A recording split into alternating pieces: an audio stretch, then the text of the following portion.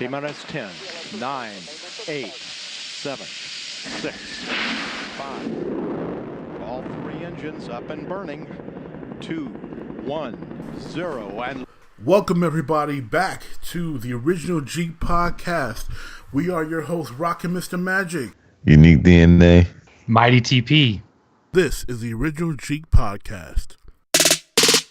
Gang. I don't see no competition in my face. What If we do, then we just move them out the way. I don't even need no money in my face. Hold on. Give me the money when I finish with the gang. Jeek Nation, what's up? It's your boy Rockinmrmagic, here to bring you a new pod, y'all, to rock to and step to. So excited to bring you some hot topics here. Hope you enjoy them. As always, thank you for listening to the original Jeek podcast, and we really think you're going to enjoy this episode tonight. Starting with some of the topics talking about tonight, we're gonna jump into some hot topics tonight. We're gonna look into the WNBA players appearing in the new NBA Live by EA. We're gonna talk some baseball tonight. We're gonna talk about the Texas Rangers dealing Yu Darvish to the Dodgers. We're gonna talk some more Marvel. The Runaways. And speaking of Marvel, we're also going to talk about an announcement of Frank Castle and certain technology. We're going to go old school and talk about Voltron and one of my favorite toys in Lego. And we're going to go back to gaming and talk a little bit about Overwatch and some announcements that were recently made. And last week, we got a new top 10 list for you. We missed last week, but we got a top 10 list for you this week. And this top 10 list is going to involve a certain Italian actor that has stolen the hearts of America. Welcome to the original Jeek podcast.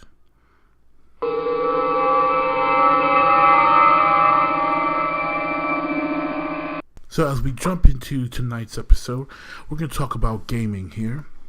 Jumping off is NBA Live. That's right, I said NBA Live, not 2K. 2K has dominated the past recent years, where NBA Live used to be the only sports video game for basketball. Like, it was it. It was the basketball game. 2K was an afterthought, especially after the Dreamcast died. You know, there was the ESPN version that was just terrible, and 2K made a surge and took over. Live died for a short time, but Live is back, and EA continues to do what other sports franchises won't do, and is add the women to the rosters. As I've said in previous pod, when I talked about FIFA 16, and one of the reasons why I bought it was because they added the national rosters for women's soccer to the game. And as a fan, especially of our women's national team, which is better than the men's, I was excited to play as the women's national team. And even though my city of Detroit no longer has a WNBA team, the Detroit Shock left for Tulsa, I am excited to pick up the new version of Live, and a part of that excitement is to use the WNBA players. There are several players I would love to play the game with, and particularly, you know, the Sue Birds of the world, the Diana Taurasi's, the Maya Moores, and others. I am really excited to get into this game. It looks like it's going to be fun. The screenshots I've seen are very promising. On the looks of the WNBA players, it definitely looks like EA has really taken their time, like they did with FIFA, to really do a good job in including the women and the models in this game. So I'm really hyped about it. The WNBA president, Lisa Borders, said, with EA's expertise and ingenuity, the game will provide a terrific platform to showcase the players and the league, enabling fans to experience the WNBA in a new, exciting way. I really think that this is definitely exciting for the WNBA and their brand. They have continued to be for lack of a better term, just ignored because of the fact that the WNBA isn't considered as good because, let's face it, women's basketball is not as exciting as men's basketball in a lot of ways because the women in general just can't do the physical things that the men can do. They can't jump out the gym the way the men can do. They're not dunking on people the way the men can. It's just a different game. On this podcast, if you listen, I've said it before, Unique DNA has said it before, we believe that the women's game is the purest form of basketball because you take away the physical gifts, the God-given gifts that can separate people, and you've got X's and O's. It's a more level playing field. It's more of a battle of the mind and fundamentals, and obviously coaching plays a bigger role. You just can't out-physical someone the way you can in the men's game and the women's game. So I am very excited for the gameplay to see how it translates, and I think this is a huge move for the WNBA and increasing their brand, increasing their marketing, making themselves more appealing, and I think it's great for EA to continue with their trend as they have. This is a fantastic move all around, and I can't wait to cop NBA Live 18. It's been a minute since I've really cared about picking up a basketball game. As much as I love basketball and it's my game, it is my game, I haven't been excited to pick up a basketball game. I have 2K16, but that's only because it was free through the PlayStation Plus that 1 month, and that's why I have it. If I didn't get it that way, I wouldn't have bought it. It's just, I don't buy sports games every year. They don't change enough for me to warrant spending a new $60 every year. So I haven't bought a sports game in a while, but I'm really excited to buy this one. Especially, I should say, not sports games. I did buy FIFA 16, but actually FIFA 16 was the last sports game I bought, so I haven't bought a sports game in a while. But I'm excited for NBA Live 18. Definitely very, very excited. I think you should be too. And if you're not, let me know. I'd like to know why you're not, maybe not excited about Live 18, especially the women's portion. Obviously, there's more to this than the women's, but this is the big news. The women's part of this is much bigger than just a new basketball game, because a new basketball game really doesn't make that much of a difference outside of maybe changing the storytelling. But this is a whole different look to adding another wrinkle to the product and opens up the market for more women to want to play the game. And again, for the WNBA to have their players represented, that's a big deal. Keeping in the sports realm right now, the Texas Rangers dealt Yu Darvish, starting pitcher, to the Dodgers. Yeah, that's right, Yu Darvish. If you haven't heard, Yu Darvish is now a member of the LA Dodgers. This is a big move, y'all. Like, I generally don't pay much attention to baseball until playoff time. I'm a big Tigers fan, as y'all know.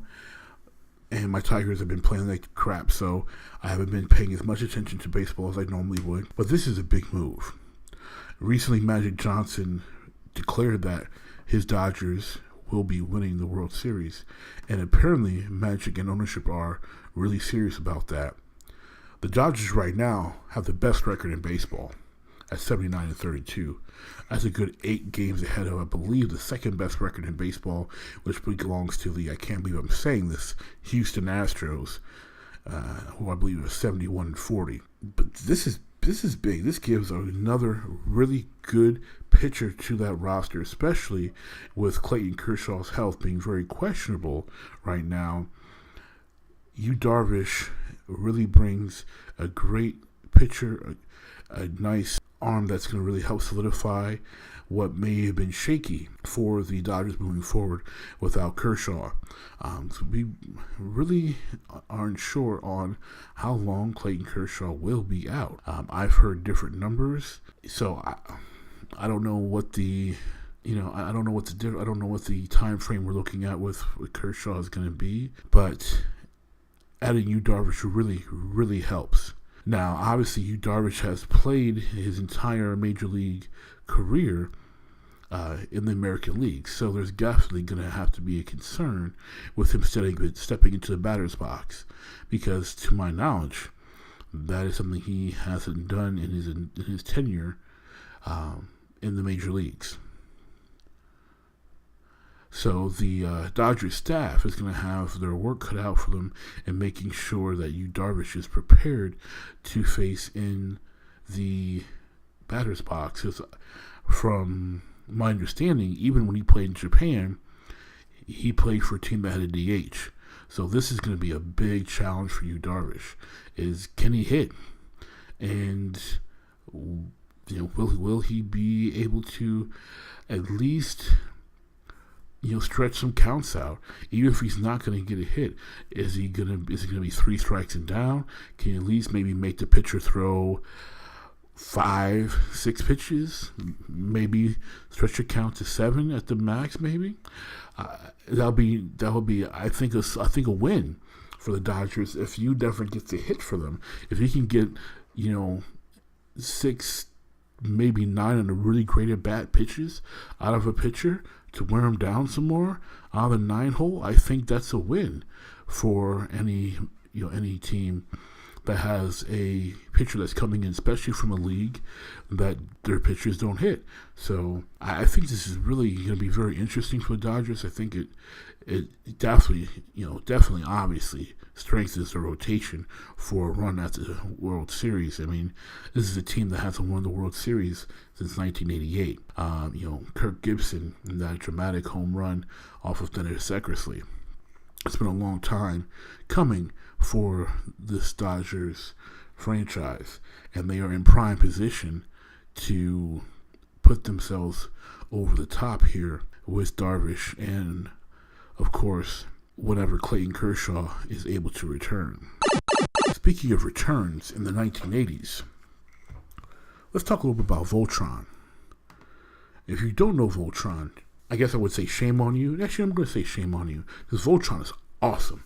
I'm not talking about that hot mess. Yes, it's a hot mess. That hot mess of a Voltron that currently is on Netflix. That just doesn't do it. There's a whole lot missing there. There have been some remakes, and not to knock Netflix, there have been some remakes I was very, very iffy about that I'm surprised were good. The Voltron one is not one of those. They've been taking a lot of stuff from the 80s lately. Netflix took Inspector Gadget and redid it. They took Danger Mouse, redid it. They've taken Voltron and redone it. I have some very harsh feelings about the Inspector Gadget, but the Inspector Gadget show that they did, Inspector Gadget's so tough because the voice acting was phenomenal. You had a one-in-a-kind voice actor voicing Inspector Gadget back in the day, Mr. Get Smart, Don Adams himself. So that was really going to be a tough one. That's one of those shows that's like, just leave it alone. You really can't replace the magic that show had. Danger Mouse, surprisingly, had a lot of similarities to the original, and while it's not as smart as far as some of the humor, it's definitely more aimed at kid humor than some of the more, not adult themed humor, but humor that was a little smarter. Like, you had to be a little more mature to understand some of the jokes in the original Danger Mouse, which I enjoyed Danger Mouse as a kid, but I enjoy Danger Mouse actually more as an adult now that obviously my comprehension is higher than it was as a child. So for a children's show specifically, Netflix did a great job with the new Danger Mouse. But I digress. They did not do a great job, in my opinion, with this current Voltron. Some things need to be left alone, some things should be redone, and maybe things should be redone in other mediums. One of those mediums is going to be Lego. A little over a year ago, an idea was submitted to Lego. Now, if you don't know, Lego takes idea submissions, which is just awesome. I get an email once a week from Lego recapping submissions for the week because I love Legos. And there's so many Legos have come out that were submissions. And if you're a Lego fan and you don't know about this and you have Lego ideas, things that you created, sign up for it. You can submit. You can get pretty much almost like crowdfunding. You get people to like your submission. You get enough likes, and which is like our votes. pretty much. They will consider it and see the votes it gets to eventually possibly become a actual set that they produce and sell. So, a little over a year ago, a user submitted a custom Lego Voltron set to the Lego Ideas platform, and Lego has officially decided to put it into production. The model that was submitted of the 5 transforming robots from the original show received 10,000 votes of support from fans, including myself, by the way. I loved Voltron. Truly loved it, especially the way the lines formed into Voltron. Before Power Rangers was big here in the States, that was the original, come together, mechs come together and become a big robot show. It was so cool. Now, obviously, there are some details that are very scant about what the final set's going to look like. Lego's going to have their designers take time to re-engineer the model that was submitted so that it's obviously sturdy enough to meet their high and a very high, which is a good thing, requirements for an actual official set. But things apparently are progressing well enough because the Voltron Lego set is slated to release sometime in 2018. Now, because Voltron is large, it's going to be a large set, you're going to expect this one, if you're like Legos, this is going to cost you a pretty penny. This is going to be large, it's going to be very pricey, and it's going to be premium, and probably very hard to come by. So if this is something you dig, like me, start saving now. Just as a comparison, the Lego Death Star, I believe, is $500. If my memory serves me correctly, I think it's a good $500 set, and because it's got an insane, 6,000 pieces or something like that in it. It is no joke. No, I'm sorry. It's got 4,016 pieces, and it is $499.95. I can imagine that Voltron will have more pieces and probably be within that same range of $499.95, maybe more. It depends upon if we're talking about enough pieces to make just the big together Voltron. Will the pieces also be able to be built separately into each of the 5 lines? There's so many different variants that can go into this option and how much it could cost because of the various ways that they could go about doing this. It's exciting, extremely exciting. I think this is just going to look really fantastic. And I'm so hyped to see what this final product will look like. And I definitely plan to add it to my collection. As a big fan of Voltron, big fan of Lego, I have no problem dropping that much money on Legos because as a collector and someone who still plays with their Legos, some of them I've had since the 80's and 90's, spending $500 is no big deal to me because I know it's not going to go to waste. These Legos will continue to get used. And these are something that I can pass on to my children and maybe their children because Lego has just phenomenal technical standards of the requirements of their products. So a Lego brick from 1980 fits just like a Lego brick from 2016. It's the high quality that they do, and I'm really excited to try to get my hands on this. And trust me, if I get it and I build it, I'm gonna squeal like a girl if I get it, and I'm going to probably take off from work, which I never do, to spend probably a couple of days just working on nothing but Voltron. I'm gonna seriously take a staycation and be like, I love you to my family, but leave me alone because this is me and Voltron time. This looks amazingly epic. As you heard me just go on and on and on about Voltron, obviously I like machines, I like robots. I also like things that go boom. And if you read Marvel Comics, Frank Castle likes things that go boom. He likes a lot of things that go boom. Glocks, 50 cals, 45s, grenades, and all the types of artillery, because Frank Castle, aka the Punisher, loves to shoot stuff. What you may not have heard, however, is that Frank Castle is slated to become the one and only War Machine. That's right, I'm going to say it again. Frank Castle is going to be War Machine. Think about that. Frank Castle taking on the War Machine armor. He's never been given a Stark Tech powered suit of armor. Never. Marvel editor Nick Lowe recently said at San Diego Comic-Con that Frank Castle is absolutely putting on the War Machine armor. And then Mr. Lowe refused to give any more details.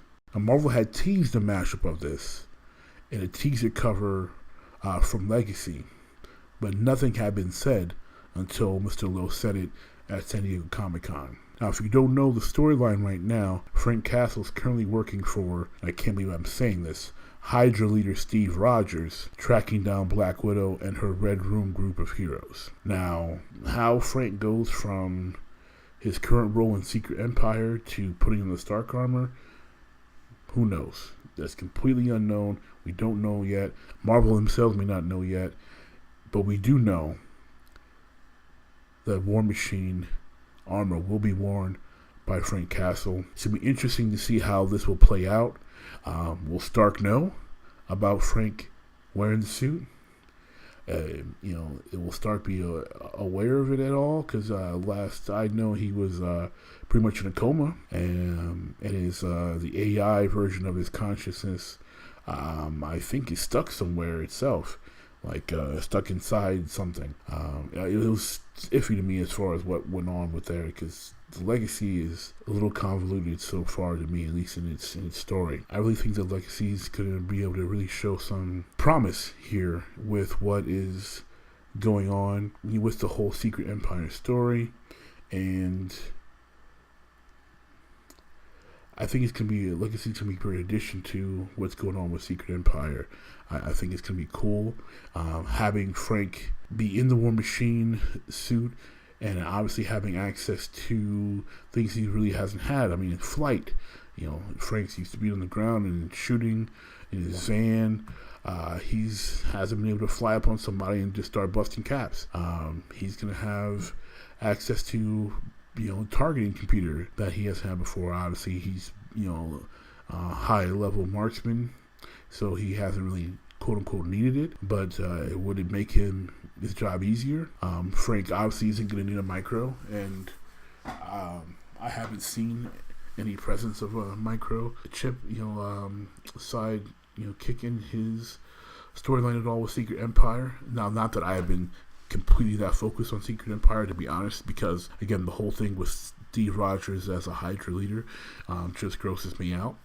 So I have to admit, I have not been so big on Secret Empire, because it just makes my stomach turn. But I'm going to have to take more notice, because this is just really a cool turn of events, a nice twist that, like I said, it's going to be really cool to see what they do here with Frank having a toy that just is way far and beyond anything he's ever had access to before. And of course, if he sticks with working with the Secret Empire, Frank using it in a villain role, and obviously Frank's always been an anti-hero of sorts, because he kills those the bad guys that he's stopping. But it's going to be really, really interesting to see, for lack of a better term, and put it in a wrestling term, a full-on heel version of Frank Castle and wearing the War Machine armor.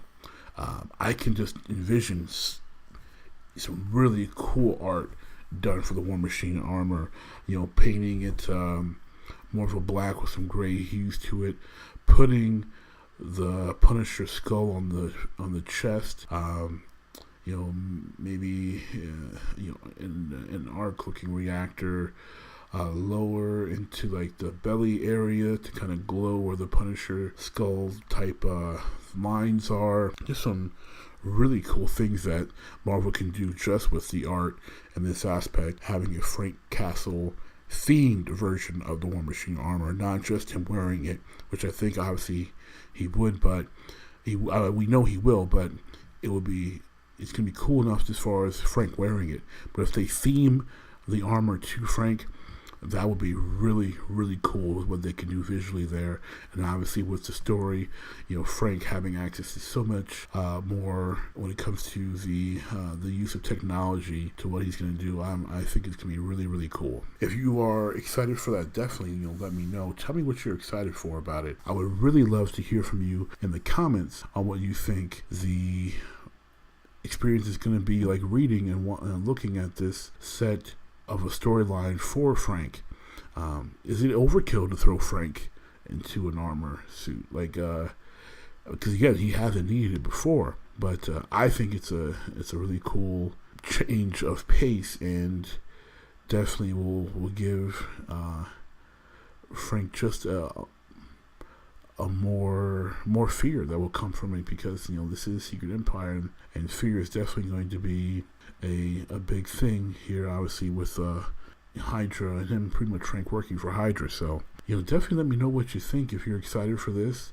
What thoughts do you think would make this concept even cooler than the concept already is? Would you like to see Frank in a Stark suit outside the storyline? Would it be okay if he is in his normal anti-hero stage and he is fighting crime as the Punisher within a Stark armor, any Stark armor, whether it's the War Machine armor specifically, or if Stark for some reason the storyline made a Punisher themed armor specifically for Frank, maybe not for a daily use, but in some type of special arc where they've got to go to war, they got to go to space, and they need Frank, so Tony designs a special armor for him. Would that be something that you would want to see? Maybe not on a daily basis, because it kind of takes away, I think, from Frank, but on a limited edition, story arc where he's in this, he's in the armor a little bit. Is that something that you would want to see?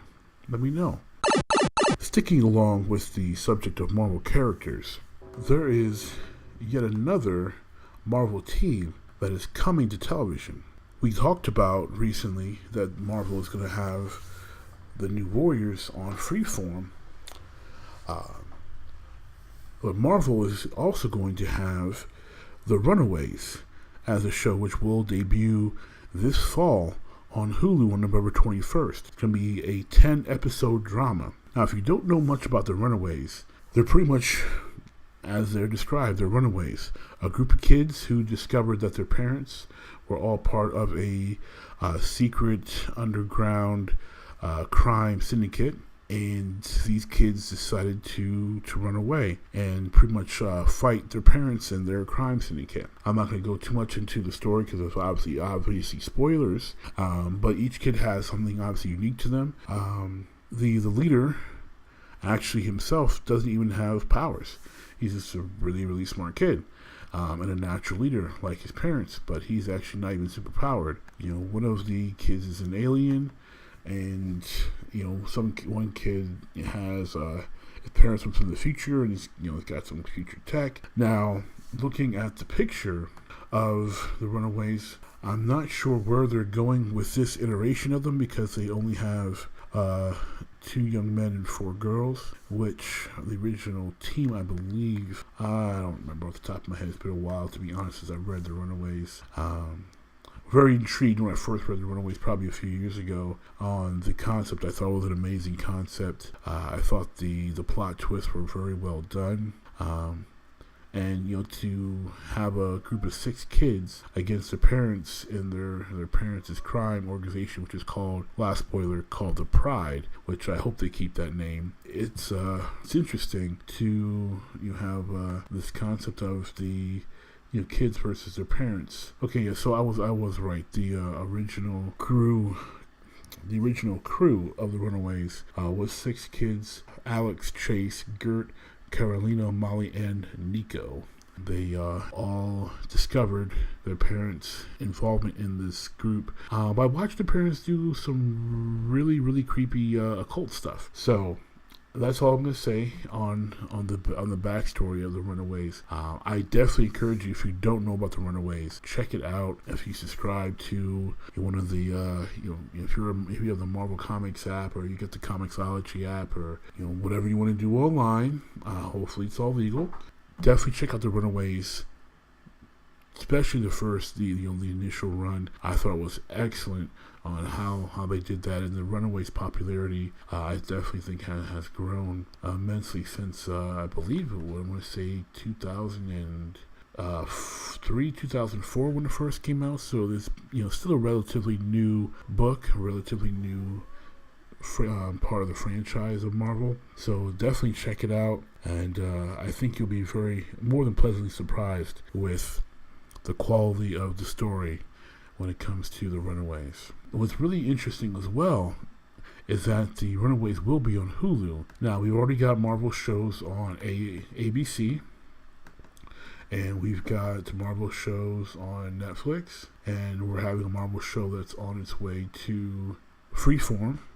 And now we've got a Marvel show that is going to be on Hulu.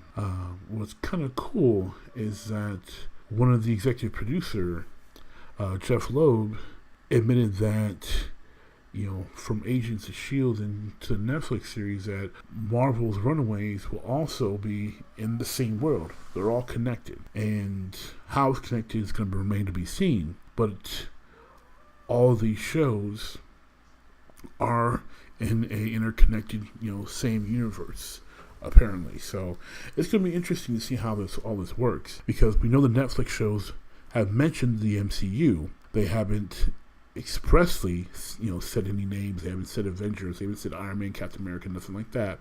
But they've talked about the invasion, from the Avengers. They've talked about, they made glancing comments about different characters. So these are all definitely connected, and the fact that regardless of what network the show was on, keeping that interconnectivity is fantastic to me, because as we all know, the DCU and the DCEU, DCU, whatever, the DC film universe is different from the Arrowverse, which is whack, in my opinion, for the most part. But there's no continuity there compared to, obviously, what Marvel is doing by having continuity throughout the television and the film universe.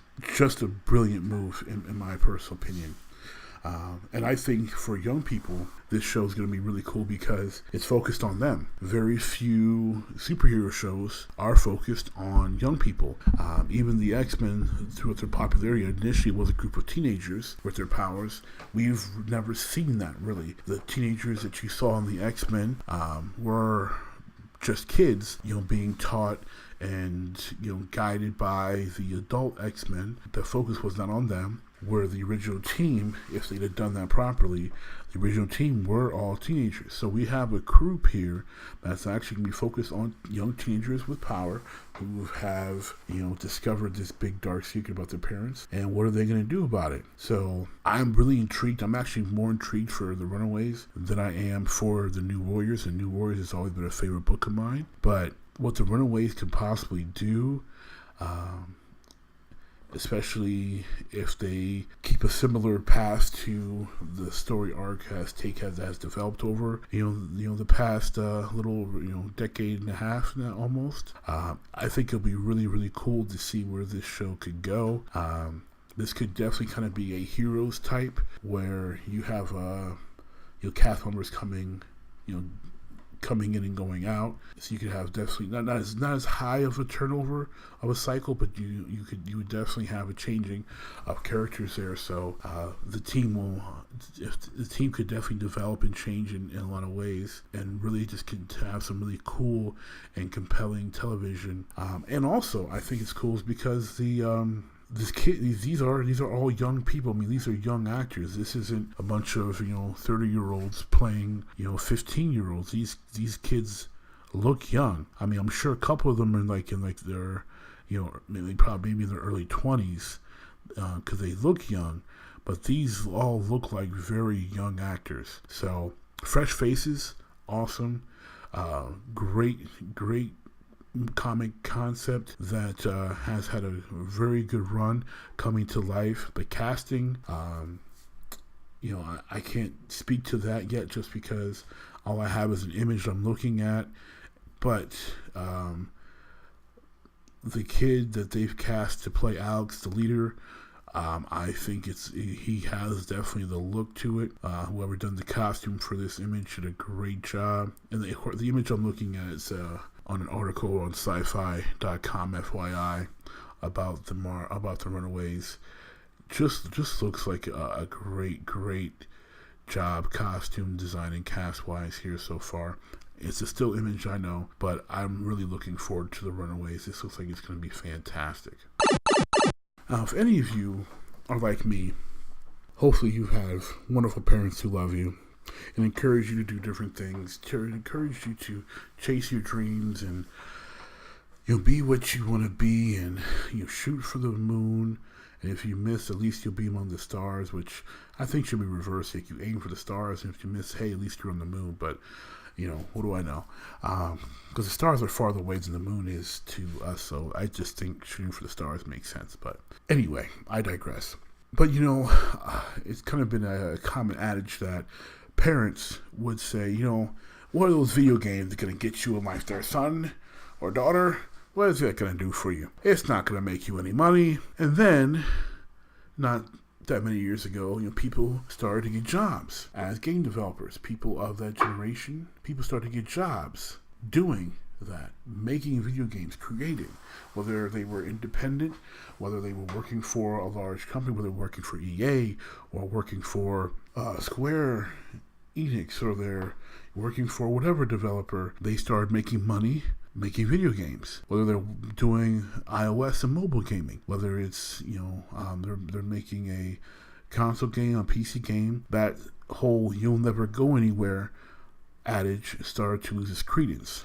But some players were like, well, okay, that's making them. That takes a lot of smarts, it takes a lot of schooling, a lot of education, a lot of talent. Not everybody can make video games. That's true. However, you can, and people have been for a while, but it's becoming more and more common, make money playing video games. As the Overwatch League, that is coming soon, has adopted new regulations and standards around player signings and salaries, as announced by Blizzard late July. The Overwatch League and its team owners have agreed to a minimum salary, of $50,000 a year for players. That's $50,000, y'all. $50,000 is the minimum salary. Minimum, not maximum, minimum, entry level, minimum salary for a Overwatch League player. You realize most people coming out of college do not earn $50,000 a year to start. There are people who have 10, 15, 20, almost 20-year careers that are in, late Gen X, early Gen Y, who've been working for, let's say, if they were working straight out of high school, they're looking at 17 years. If you are someone who's like late Gen X, actually 77 to 82 or 83. So if you're late Gen X, you're either 40 or about to be 40. Early Gen Y, you're 34, 35. So, I forget what they call that middle microcosm generation, but that that small microcosm, 77 to 83, that group right there, a lot of them who have 22, 12, 13 years of working experience, a lot of them are not earning $50,000 a year at a job. And if they are, they're probably working overtime. Let's keep it real. Let's keep it 100. That's a lot of money to play video games. And I love it. It's awesome. I am all for it. Not only are they going to have the $50,000 minimum salary, it is guaranteed for a year. Guaranteed dough, y'all. Guaranteed for a year, and have a second year option. Players will also be entitled to employer-sponsored housing, which saves you so much money. Like, the $50K is great, but saving on housing on top of that, that is a baller deal right there. Health insurance also, and a retirement savings plan. This is a job you want. If you are very, very, very good at video games, this is a job you want. You want to be in these leagues. You want to see more of these leagues pop up. You want to see professional gaming and other avenues. You want to see a professional Destiny League. You want to see... You hope The Sims has a professional league for big-time simmers who can do... okay, not that could actually really happen. But who knows? Maybe someone will find a way to make The Sims competitive without spending money to build things faster. I'm serious. Like, you want to see more professional leagues coming up. So whether it's Call of Duty, whether it's Halo, whether it's Destiny, whether it's obviously, Madden tournaments have been around for a while, whether it's 2K tournaments or NBA Live tournaments, FIFA tournaments. I mean, I was watching a clip of the kid, I think, who won the tournament last year. I think the kid walked away with like 10 G's. You want to see not just tournaments, you want to see tournaments, but you want to see leagues. You want to see this. You want to see, pro wrestling, video game leagues. You want to see this. These are things you want to see because the more popular they become, the more opportunities there are. And if these are the types of salaries these are the type of deals they're working with, I'd take that right now in a heartbeat. I would take $50K, employer-sponsored housing, and if you already have a home, hopefully that means that they would, pay some of your mortgage or cover your rent or whatever, health insurance, and a retirement savings plan. That is just amazing. Who would say no to that? Really. And here's another cool thing, especially for these team owners.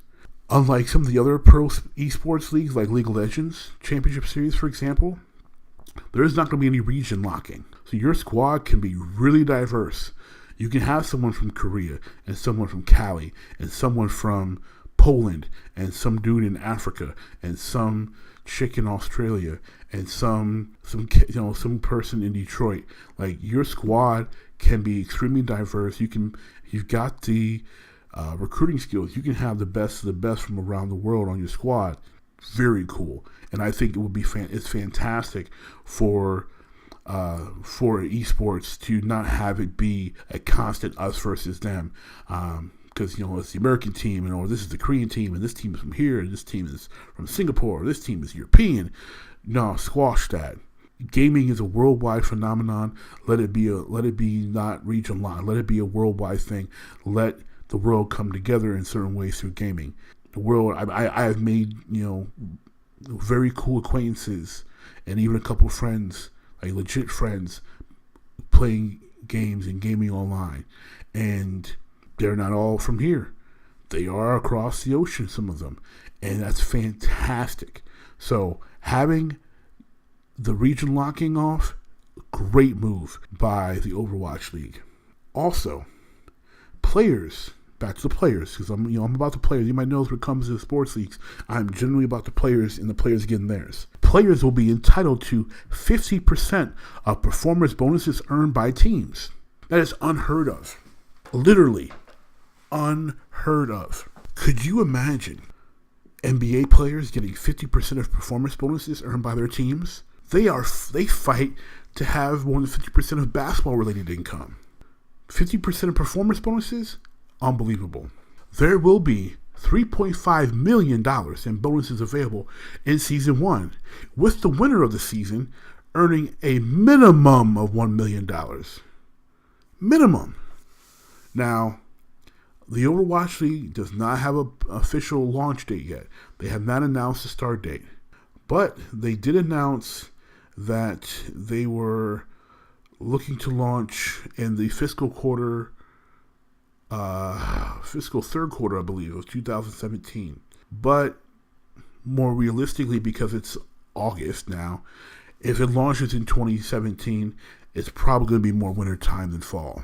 But this is big for esports. This is really, really big.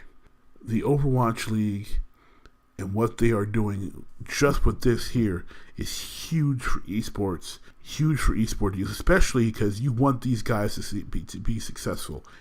Especially if they can be hyper successful, if they can be a little bit more successful than League of Legends or or StarCraft or any of the other big esports leagues, because of the rules that they have and the potential for a greater exposure because of having cross fan bases, being able to have a team that's comprised of people from all over the world, and then you're drawing in fans from all those different countries that are represented in that one team that are coming together. You're getting gamers that are interacting with each other from other countries because they root for the same team. This just has so much awesome potential. This is groundbreaking. I can't describe it any other way. Overwatch League may break the esports system, and I love it. I wish I was better at Overwatch. Hunted. So, all right, folks. So as promised, I've got another top 10 list for y'all, and this one's one of my favorites. These are the Jeek Nation's top 10 Sylvester Stallone movies. Yes, I said it. Top 10 Sylvester Stallone movies. Now, as general with all of our top 10 lists, these are not in any particular order, but the particular order of this time happens to be just my favorite order. So this is not some looking at this as a artistic order or an importance of the film order or anything like that. This is my own unique formula based on what Rockinmrmagic says is awesome in my formula. So if you don't agree with my top 10 list, cool. Tell me why. Tell me what films I left off. Tell me why I'm wrong. Or if you happen to agree, tell me why I'm right. Because, I always like hearing that. And I always know I'm right. So here are Jeek Nation's top 10 Sylvester Stallone movies. Starting with number 10, Over the Top. If you're an 80's kid like me, you've seen Over the Top maybe multiple times. I used to watch Over the Top all the time. And if you've seen Over the Top, one, you mimicked what you saw on that movie. You swore up and down that turning your hat backwards was like turning on a switch of an engine and was going to give you more power. Every time you arm wrestle with your friends, you tried Over the Top. You tried the move. You didn't have an arm wrestling match with your friends after this movie came out without someone doing it. As you're sitting there and you're struggling, your friend's bending your arm back and you're sitting there and you put your head back like Stallone and you put those fingers over the top and you torque.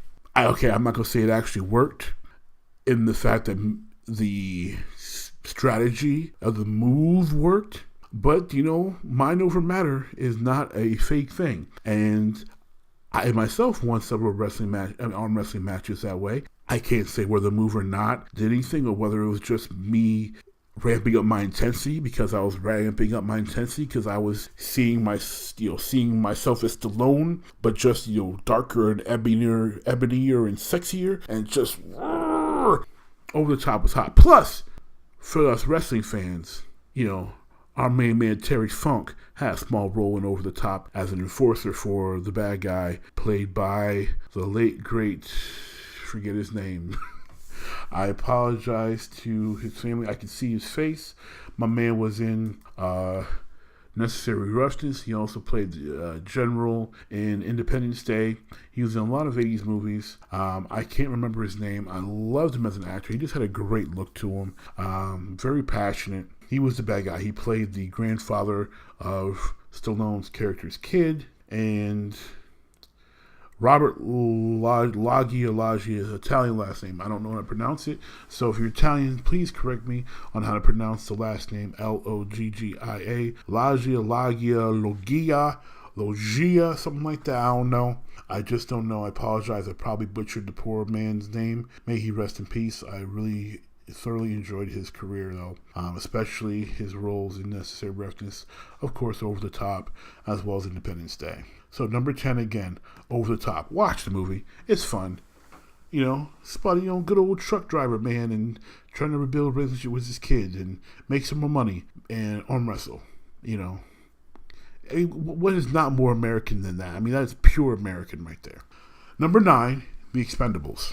I hesitated at first to put an Expendables movie on here because, Stallone is like 90 doing these movies. However, I believe Stallone proved a great point in the Expendables in that, yes, Hollywood doesn't look at him and the other actors in the Expendables movies the same way anymore because of their advanced age, but they can still make good movies. They are still worth the money that they command, and Stallone proved it by making a fun, good film, not anything great or artistic, but a fun, good, enjoyable action movie with a bunch of old dudes. And one not so old dude, because Jason Statham ain't that old, and Terry Crews ain't that old. But a bunch of them cats are old. So, he made a great film with a bunch of old dudes, kicking a lot of butt. I was extremely impressed by Expendables 1, and it was kind of like a, not a joke, but it was a diss to the industry for, forgetting these guys. So, pickups to Stallone for having the balls to, kind of rub it in Hollywood's face, be like, yeah, okay, so you think we're so washed up. Here's the best action movie, of the year, and, our average median age is 52. Number 8, Demolition Man. Demolition Man is... It was funny about Demolition Man. When I saw it as a kid, I didn't like it that much. When I watched it again as a teenager,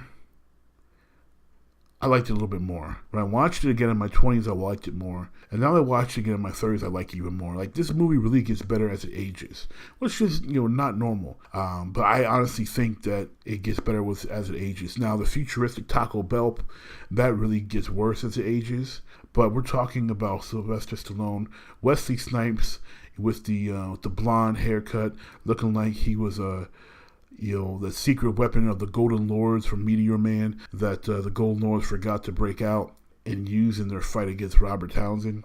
And then a very young Sandra Bullock, who's always a good thing to see. So you had a decent film.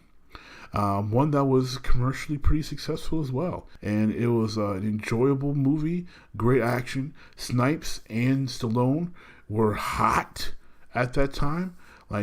Snipes was still considered an up-and-comer, but he was as an established up-and-comer. Obviously, Passenger 57 had really helped him break out on the scene. And, this is also after White Man Can't Jump and Jungle Fever. So Snipes had some films under his belt that people really liked and got into. So, and also, Snipes with his martial arts abilities, as he's shown in Passenger 57, people were really interested in seeing a clash of the Titans here between Sylvester Stallone and Wesley Snipes. Number 7, Tango and Cash.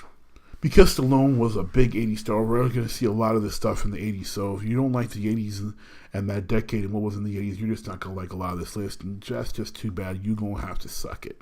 Because Tango and Cash was fun. Just a really fun movie.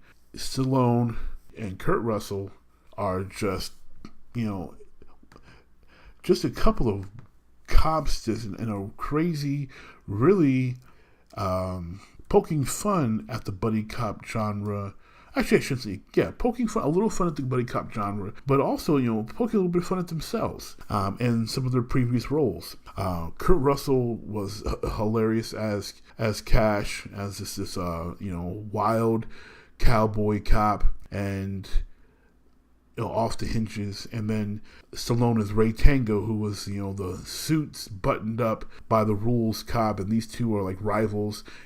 One busts a gang and they recover 2 kilos of coke, and across town the other one busts a gang and he recovers 5 kilos, and so the other one goes back out and busts a gang and he got 10 kilos, and the other one goes back out across town and busts another gang, but he finds 12. So they're going back and forth. They got a little competition. They kind of don't like each other, but of course they're forced to work together, as in all buddy cop shows and our movies.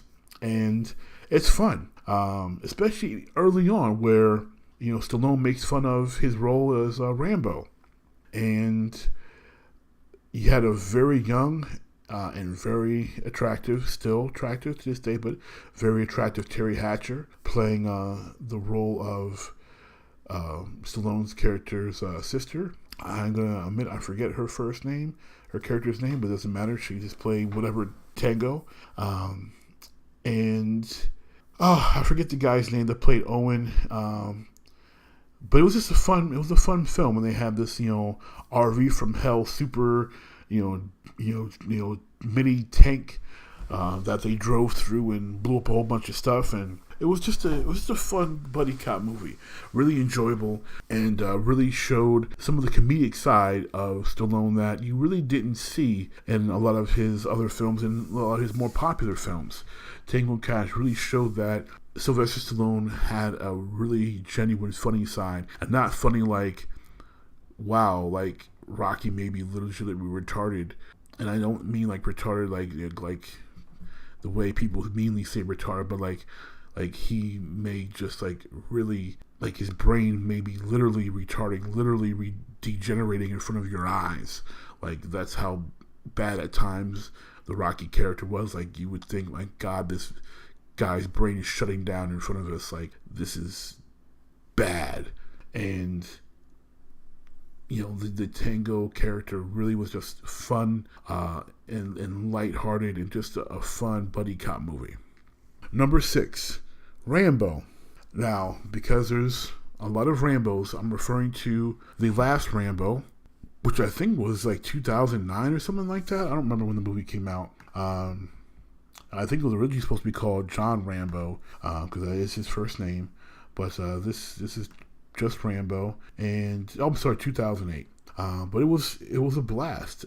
This was a surprisingly good movie. Me and my father went to the theater to see this movie together, and we both came out. We're both big fans of the Rambo series, and we came out like, wow, this like is one of the best Rambos he's done.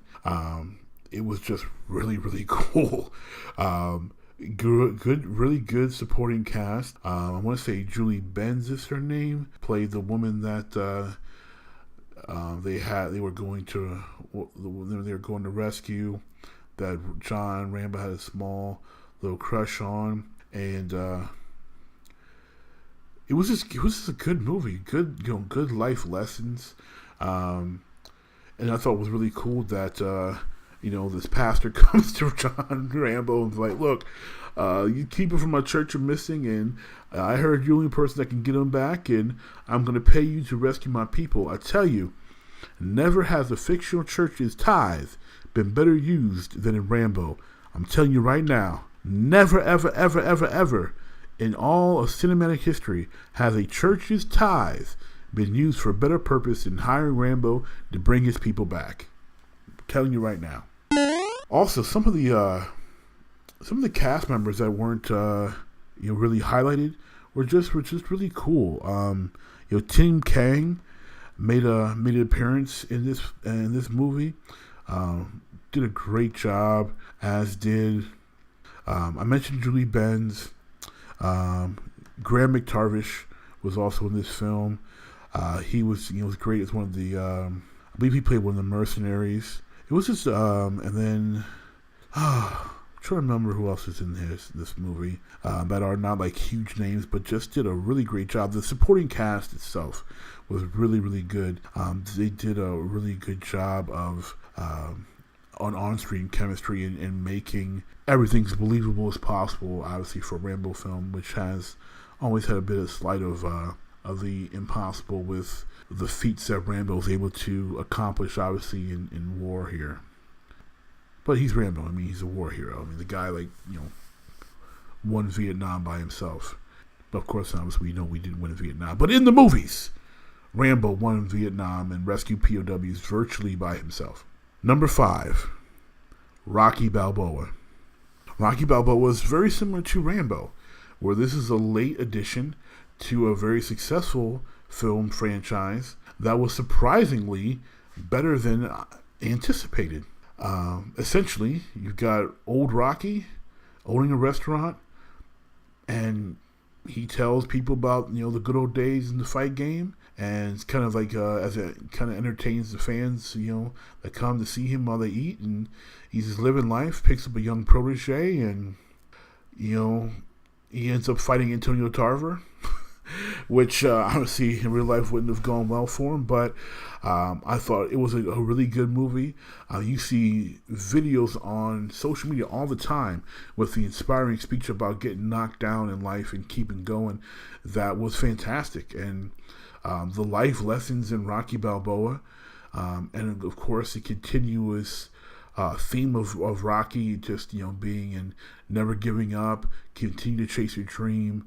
When the tough gets tough, the tough keep going, and obviously, of course, it resulted in Stallone getting back into the ring for another boxing match, which I was actually really surprised on how they had him train, quote unquote, as the character train. They acknowledged the fact that he's an old dude. So it's like, oh, look, you can't chase him around because you're old, you got arthritis in your knees. So you're just going to have to be a whole lot stronger than him. So you're going to have to use that old man strength and pound him. And that part I thought was just ingenious, because that's pretty much how a dude of that age would have to train if he's able to to train at those levels. It was pretty cool. Rocky Balboa, I breathed new life into the Rocky franchise. And I don't think without the success of Rocky Balboa, we wouldn't have Creed. I don't think people would have given another boxing movie, which even though, Sylvester says it's Creed 1 and not Rocky 10 or whatever it will be, let's face it, it's a Rocky spinoff. That's what it is. And there's nothing wrong with that, but it's a Rocky spinoff. But without the success of Rocky Balboa, I don't think we have Creed. And if you saw Creed, Creed was very, very good. Number 4, Rocky 3. This was tough. I was going to put Rocky 2 here, to be honest, but then I thought about it. And Rocky 2, 3, and 4 were all really popular films. Honestly, all the Rockies are really popular except for Rocky 5. Rocky 5 was a hot mess. But all the other Rockies were... I don't hear many bad things about them. Yes, obviously there was, obviously the patriotism of Rocky 4, but you had just great performances all around in these films, from Stallone himself, which obviously, yes, again, there was parts where just painful and looks like the man's brain is melting before your eyes, especially when he's talking to Adrian. And Adrian was a little weird too. It was just a weird relationship. And Paulie just needs to get God, but I digress. No one's perfect, which is part of what makes those films great. There's no one's perfect. And sometimes you just have to, sometimes when it comes to people like family, because Paulie was family, you have to, deal with the bad with the good. That's part of life. So it was really tough to pick on this one, because I really went back and forth between Rocky 2, 3, and 4 on which one I would put here. You think about the cast as well. You think of Carl Weathers. You think of Dolph Lundgren in 4, and I had to settle with 3 because 3 had some elements of Rocky 2 and Rocky 1 in it, as well as honestly elements of Rocky 4.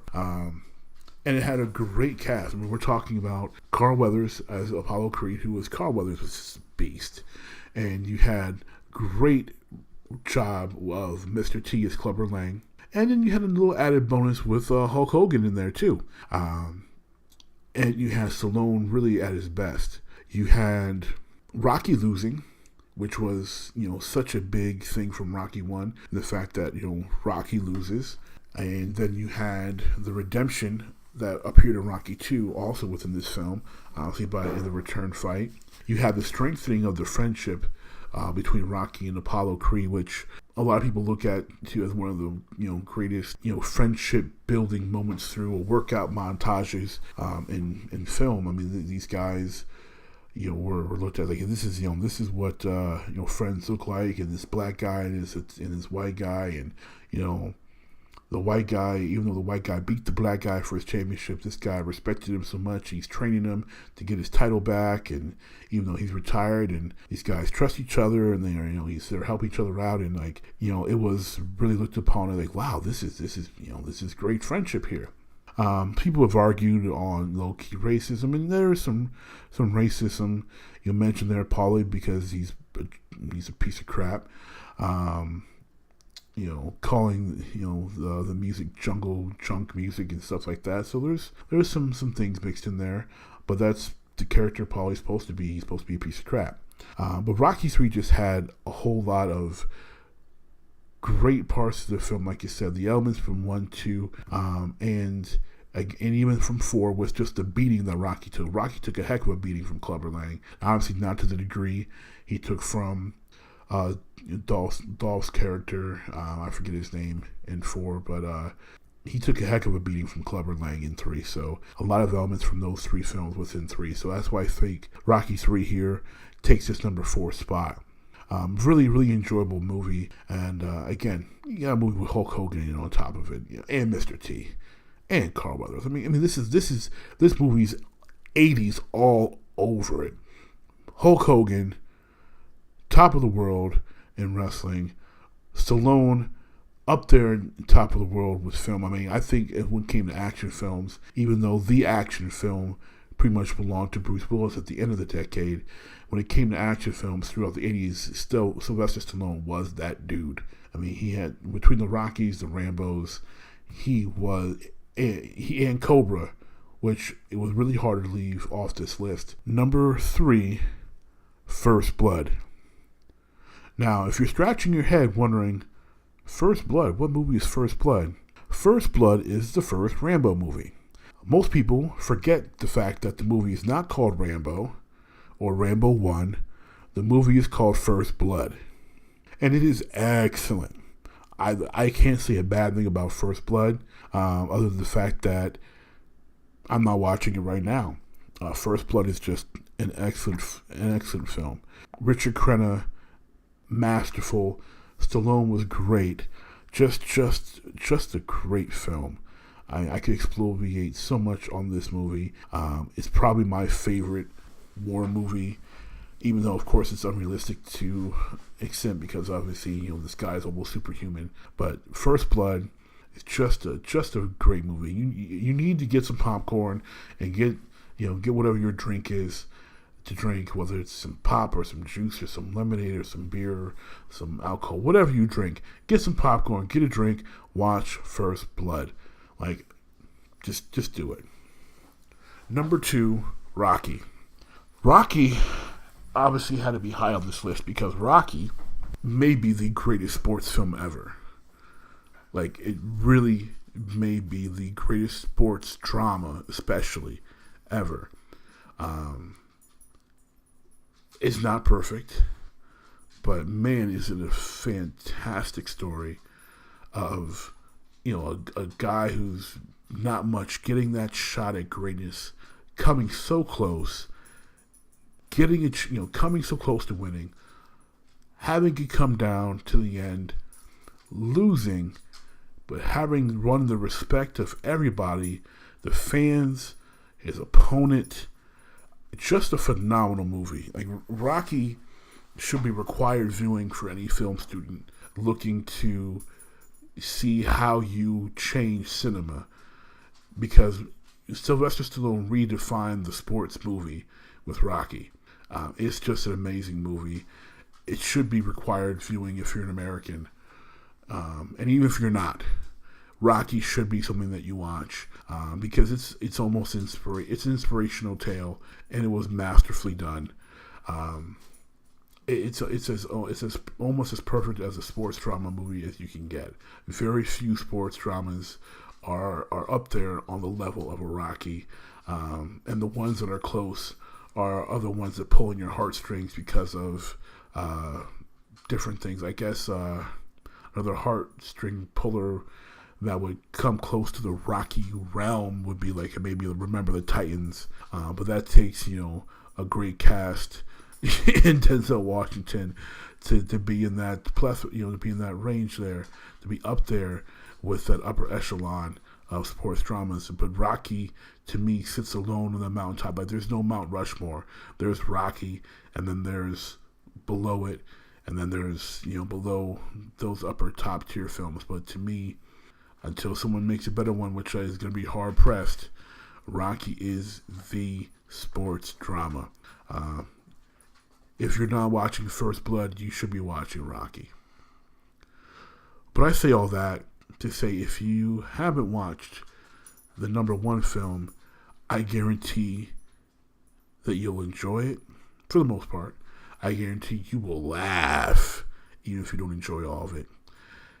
And I can almost guarantee that most of you haven't seen it. But before I get into number one, I'm going to mention a couple movies that almost made this list. And they are Sylvester Stallone's Cobra, Cliffhanger, Copland, Rockies 2 and 4, and that's it. No more. Those are the honorable mentions. Rockies 2 and 4, Cobra, Copland, and Cliffhanger. No, Judge Dredd was not going to make the list. Sorry, not going to be able to do it. So the number one movie, and again, obviously this has my personal bias, but this movie is not very well known. This was in the 90s. This movie had a fantastic cast, well written, highly entertaining, and truly capitalized and showed the full range of Stallone's comedic abilities. And that movie is Oscar. If you don't know about Oscar to me is Stallone's greatest work. I seriously think it's his greatest work. Just like I think, and not that it's that controversial, that Val Kilmer's greatest work was in Tombstone and nothing else. Like Oscar, which came out in '91, is Stallone's greatest work. He plays, if you're probably not familiar with it, Stallone plays a gangster who promised his dying father, played by Kirk Douglas, that he would give up a life of crime and go straight. And when the day he decides to go straight, everything goes wrong. The supporting cast on this movie is just phenomenal. I'm going to name a couple people who were in this film that were just amazing actors and actresses. Just a phenomenal cast. First, we have Peter Riegert, who played Aldo. Peter Reigert's not a big name, but you've seen him, trust me. You've seen him around. Chaz Palminteri, who plays Connie. Chaz is probably best known for various films, but probably one of my favorite films of all time, A Bronx Tale, that Chaz wrote himself, starring Robert De Niro, Chaz Palminteri. Great movie if you've never seen A Bronx Tale. If you've never seen A Bronx Tale, there's something legitimately wrong with you. Some other people in this film. Donna Miche, rest in peace. Kurtwood Smith, probably most popularly known for his role in That 70s Show. Art LaFleur, longtime actor, small roles here and there. I guess the most recent thing I can think I saw Art in was as the Tooth Fairy in the Santa Claus series with Tim Allen. But Art LaFleur, a very good actor.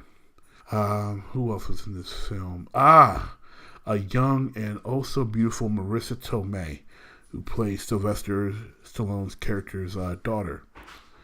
And then some other characters who didn't have big roles, but were in the film. Yvonne DiCarlo, who had a very small role, but Yvonne DiCarlo, better known as Lily from The Munsters. Joey Travolta was in this film. And if you don't know Joey Travolta, yes, he is the brother of John Travolta. John Travolta's younger brother. And let's see who else we had in here. I think I'm missing a couple other people. Yes. And last one I'll mention. Oh, no, two more I need to mention. One is Arlene Sorkin. If you don't know Arlene Sorkin, you should know her voice. Arlene Sorkin is the original voice of Harley Quinn. Harley Quinn was virtually made for Arlene Sorkin. And her wonderful voice and her wonderful Jersey accent made Harley Quinn what she is today. So if you're a Harley Quinn fan, you need to see this movie. If not, just for the couple scenes with the wonderful Arlene Sorkin. And lastly, in this cast is the one and only Tim Curry. Tim Curry is just hilarious in this movie, playing a elocution doctor, giving Sylvester Stallone's character lessons in his elocution because, again, he's going straight, so he needs to speak properly, and he just did a hilarious job in being his speaking coach, for lack of a better explanation, if you don't know what an elocution teacher is. Some other great performances for everybody in this film. A lot of small roles here, but just a hilarious, well done, well acted, very funny, family friendly movie. People that I know who have never seen this movie, I tell them to watch the movie, and they have no interest in seeing the movie because they had never heard of it. They're like, "Oh, it's a comedy. It's Stallone. How can Stallone be funny? Yada yada yada." They don't want to see it. I make them see it, and then they love it. It becomes a cult classic for them. I made my wife and kids watch this movie when my older kids were younger. They had no desire to watch it. It's a family favorite. Trust me, Oscar may very well be the best Sylvester Stallone movie he's ever done. I challenge you to watch it. I challenge you. Watch the movie. You may find yourself agreeing with me that Oscar is Sylvester Stallone's best work ever.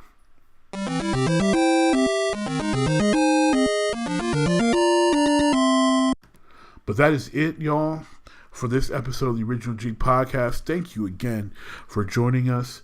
I am your host for tonight, Rockinmrmagic. We will see you on the flip side. We love you. Peace.